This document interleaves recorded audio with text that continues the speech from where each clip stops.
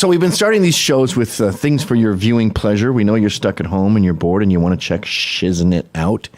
And last night, on your behalf, I watched TFW No GF, which is based, it's a meme, that feeling when no girlfriend, and it's usually accompanied with that sad dude that you're seeing right above my head. What's his name? Wojak?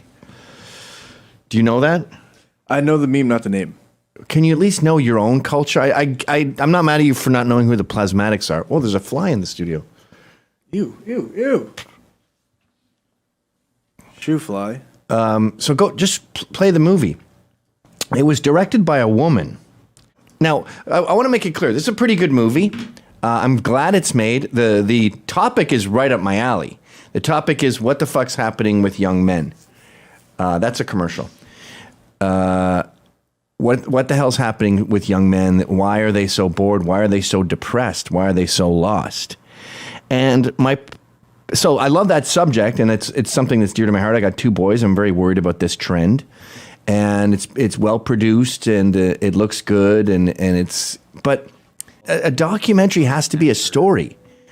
And just like a real movie, there's a rule with movies. I think it's page 16. A page is a minute. So at 16 minutes in, we need a turning point. We need a problem, a crisis. I didn't have the energy to talk This is to just a anyone. series of interviews with various sad young millennial men, incels, I guess. And it deals with the shooting and the attack. Those 2, I think there's been 2 or 3 incel attacks, and it makes it clear that this is not a trend. And yes, these guys say horrible, offensive shit, like I want to punch a woman in the face, but it's all joking and trolling, and it's really just the outskirts of free speech, you know?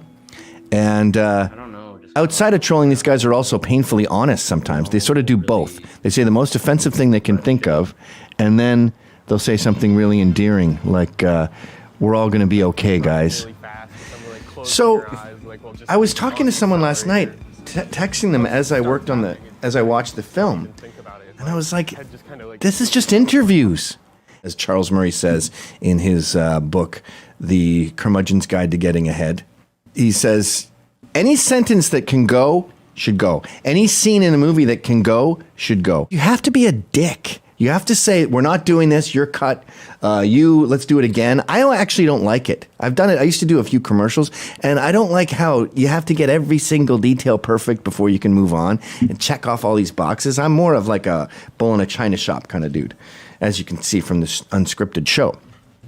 I wish she put herself into it, like that movie Red Pill, where we see her meet these guys. And here's the other thing. These guys are just talking about their lives and how they're bored. And we don't hear, there's no whys. W-H-Y, plural.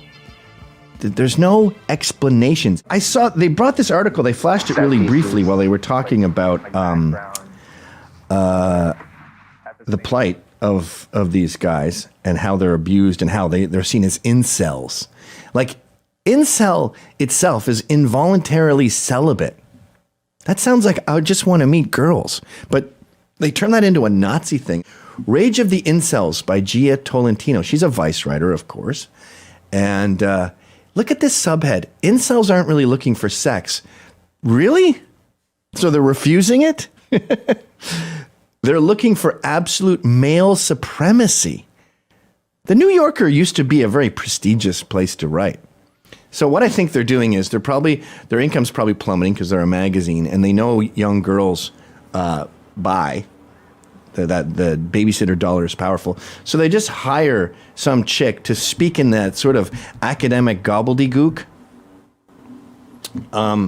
Society's become a place of worship for females, and it's so fucking wrong. They're not gods. They're just a fucking cum dumpster.